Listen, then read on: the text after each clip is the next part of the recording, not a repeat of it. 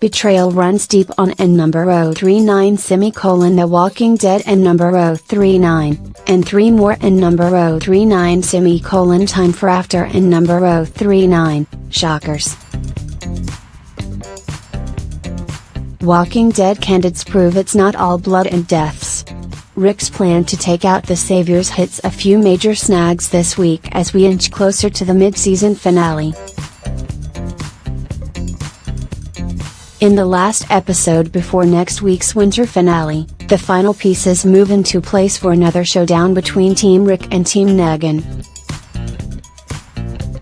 But it's one step forward, 2 steps back for our favorite survivors, as Rick secured more backup for their battle after Daryl decided to war without him. And with Eugene falling deeper and deeper into the dark side, we have no idea how things are going to shake out in the final episode of 2017. Keep reading for the 3 biggest moments from Time for After. Ever since Eugene flipped over to Team Negan, fans have held out hope that the Brainiac would eventually betray the Saviors when it really counted.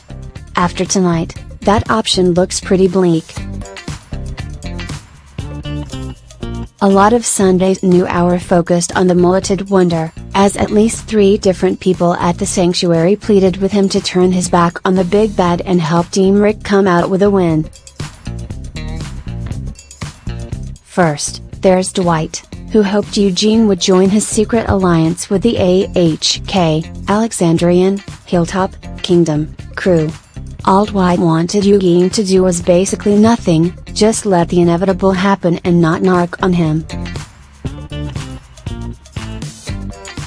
Then there was Gabriel, who wanted Eugene to help break out Maggie's doctor. Last, but not least, there was one of Negan's own wives, who called him out for not helping them kill Leosil's daddy earlier this season. But even with guilt trips all over the place, Eugene doubled down on his allegiance to Negan. Instead of being quiet, he tried to get the walkers surrounding the Sanctuary away, leading them away with an iPod and speaker attached to a glider. After Dwight shot it down in anger, Eugene then came this close to exposing the traitor to Negan. As for doing what Gabriel considers the right thing, Eugene wasn't down for that either.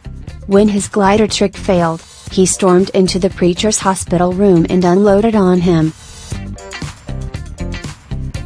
"I won't feel bad about it because I will survive," he screams at the dying man. "It's all I know how to do."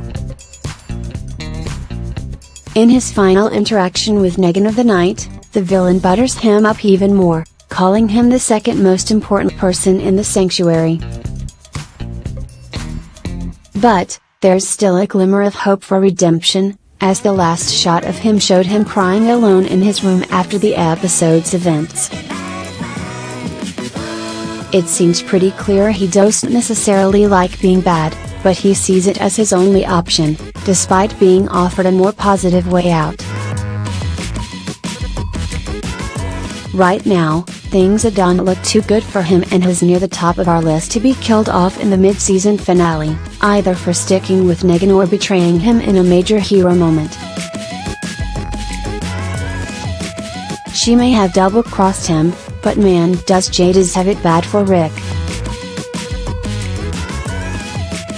The episode opened on Rick coming out of his junkyard prison in nothing but his boxers, allowing her, and the audience, to ogle the sheriff in all his sweaty glory. She not only took photos of his half-naked body, but also explained that she wanted to sculpt him, after he threatened her and the scavengers again with death, she introduced him to her new Winslow, another freaky-ass zombie with some horrific headgear. Rick wasn't about to go down without a fight though, not only killing the walker, but taking down 2 of Jada's men in the process. The 2 agreed to a ceasefire and he then laid out his plan. His proposal: the trash people join them at the Sanctuary, where they, The Alexandrians and Hilltoppers will ask for everyone to surrender. Rick also made it clear he wants to be the one who kills Negan and added that they'll split the Savior's things 4 ways. Jada's continued to be a total creep by asking Rick to pose nude for her as part of the deal. Nice try, lady, but that's a no from Mr. Grimes.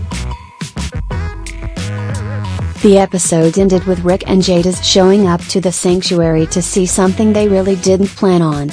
Which brings us to Daryl's went rogue on Rick, heading to the sanctuary ahead of time with Rosita, Macon and Tara.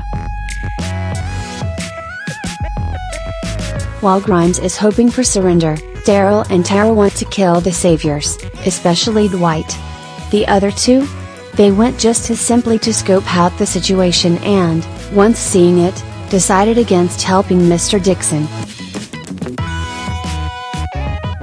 But that didn't deter Daryl from driving a truck right into the fortress walls, allowing a stream of walkers to shuffle right on in and raise bloody hell. We don't see the Saviors raising a white flag after this move, something that's also sure to anger Rick next week.